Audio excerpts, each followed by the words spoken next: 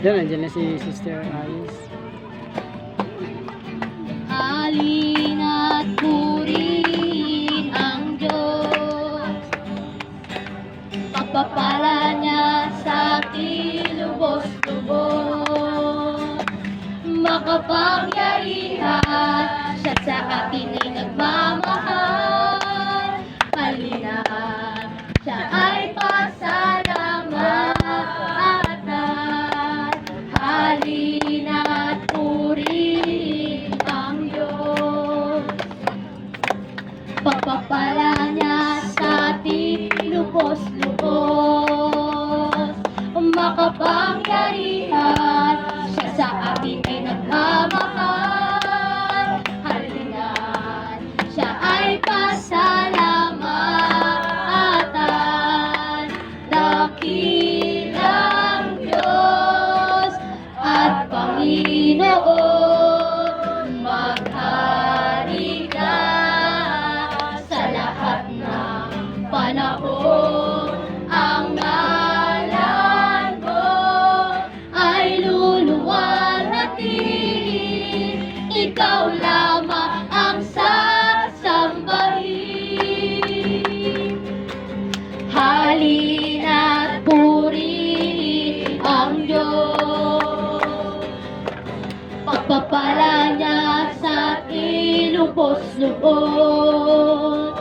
Makapangyarihan siya sa atin ay nagmamahal. Halina't siya ay pasalamatan. Isa pa. Halina't purihin ang Diyos, ang pagpapala niya sa atin lubos-lubos. Makapangyarihan siya sa atin ay nagmamahal. Halina't siya ay pasalamatan. Ikaw lamang ang sasambahin, ikaw lamang ang sasambahin.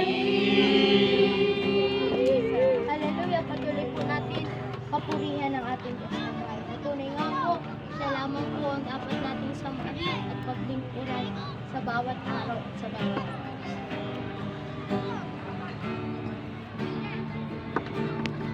Nilikha mo ang langit at lupa, ang lahat ay nalikha dahil sa iyong mga salita.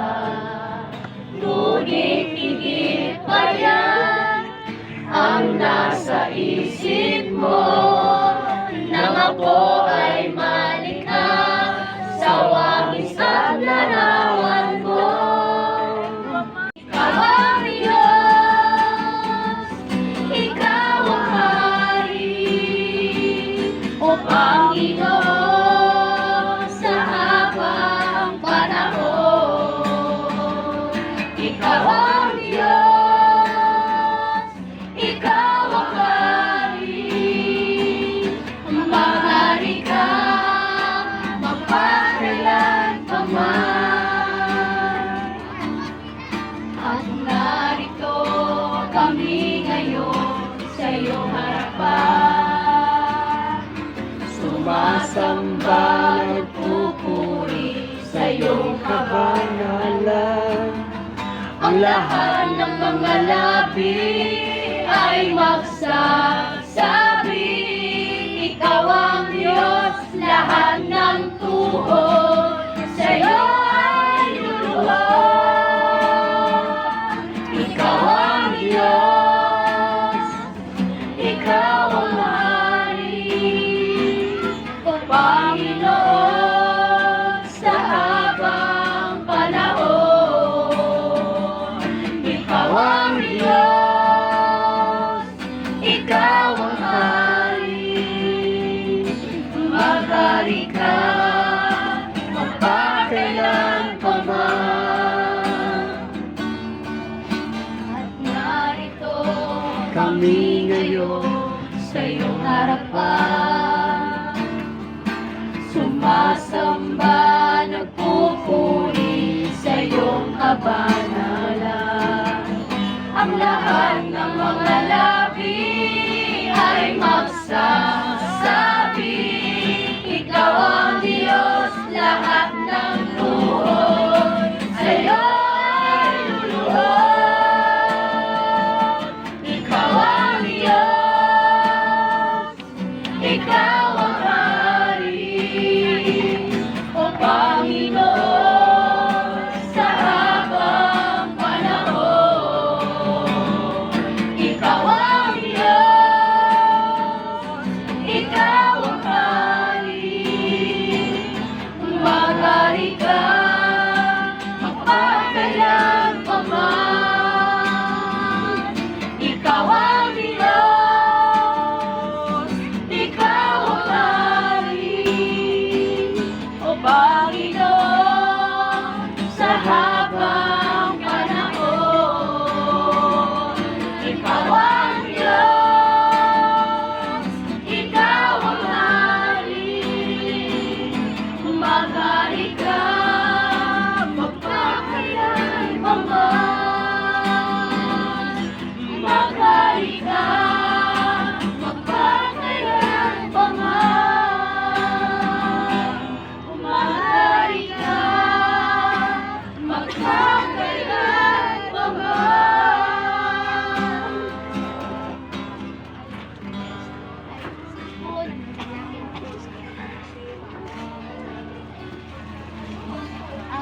Ito po, kinukuha ko po yung oras niyo po o yung atensyon para po makinig dito sa mga dumadalo po na hindi pa tiyak ang kaligtasan at lalong-lalo po sa mga first timer na ngayon lamang po nakatend. Ano po? At ngayon po, wag po muna tayo magtawa dahil ang mensahe pong ito ay napakahalaga sa ating kaluluwa. Ano po? At ngayong gabing ito po, sasabihin ko po sa inyo na unang-una sa lahat, bago ko po ito ipapayag sa inyo, ito'y naranasan ko. Dahil hindi ko naman po ito'y ibabahagi sa inyo kung hindi ko ito naranasan. Ano po? Naranasan ko po ang pag-ibig ng Panginoon dahil sabi niya po sa verse na John 3:16, hindi ko na po ano sa inyo, sasabihin ko na lang po, makinig na lamang po kayo.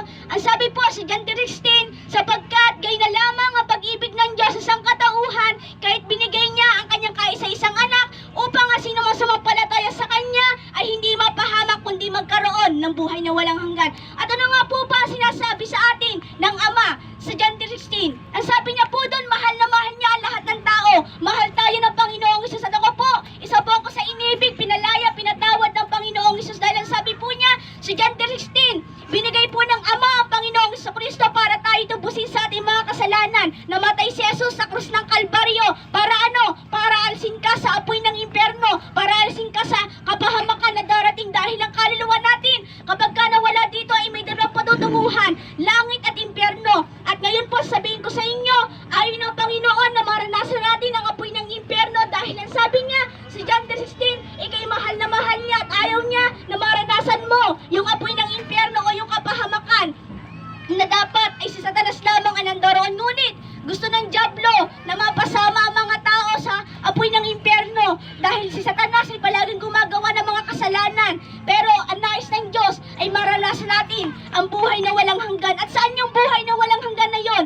Doon sa kalangitan. Dahil ang sabi po sa John 3:16, uulitin ko po sa inyo, sapagkat gayon na lamang ang pag-ibig ng Diyos sa sangkatauhan kahit binigay niya ang kanyang kaisa-isang anak upang ang sino mang sumampalataya sa kanya ay hindi mapahamak kundi magkaroon ng buhay na walang hanggan. At sinasabi ko nga po dito sa inyo, nais ng Panginoon na maranasan ninyo yung buhay na walang hanggan na ipinagkaloob niya sa atin. Dahil uulitin ko po, mahal na mahal tayo ng Panginoong Hesus. Mahal na mahal ka. Ikaw, tayo, tayong lahat ng mga tao na mang uri ng tao ay mahal na mahal ng Panginoong Hesus. Ano po? At ngayon po, nais mo bang tanggapin yung buhay na walang hanggan na ipinagkaloob sa atin?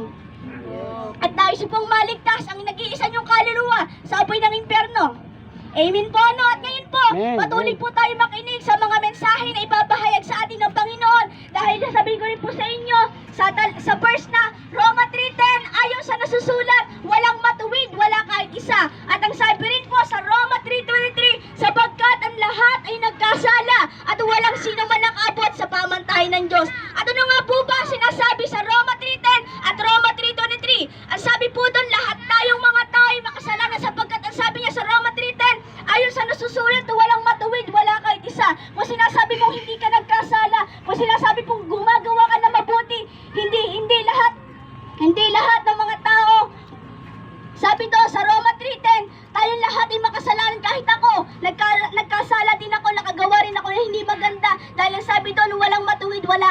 walang ninuman ni isang tao na matuwid dahil lahat tayo sa paningin ng Diyos ay nagkasala. At sabi rin niya sa Roma 3:23, lahat tayo ay bagsak sa pamantayan ng Diyos. Walang nakaabot sino man ni isa sa pamantayan ng Diyos dahil ang lahat ng tao ay nagkasala at palaging bagsak ang tao sa pamantayan ng Diyos dahil lahat tayo ay makasalanan. Lahat tayo ay nagkasala sa kanyang paningin. Ang tingin sa atin ng Diyos ay maruming basahan. Ang tingin sa atin ng Diyos ay basura sapagkat ang lahat ng tao ay nagkasala. At bakit tayo naging basura sa paningin ng Diyos? Dahil sa kasalanan na nagagawa ng tao. Kaya tayo naging basura sa paningin ng Diyos. Dahil ang lahat ng tao ay makasalanan. Ano po? At ngayon po, may tatanong po ako sa inyo. Alam niyo po ba ang kabayaran ng ating kasalanan? Kamatayan. Tama po yun. Dahil ang sabi sa Bible, ang Bible po mismo ang nagsasabi sa Roma 6:23, sapagkat kamatayan ang kabayaran ng kasalanan, ngunit ang walang bayad na kaloob ng Diyos ay buhay na walang hanggan sa pamamagitan ni Kristo Jesus na ating Panginoon. At ano